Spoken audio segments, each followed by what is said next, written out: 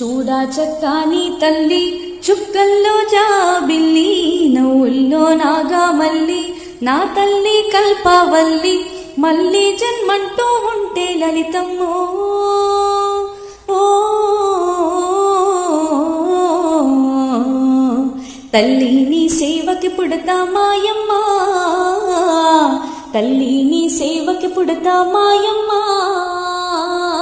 చూడా చక్కాని తల్లి చుక్కల్లో జాబిల్లి నవ్వుల్లో నాగా మల్లి నా తల్లి కల్పవల్లి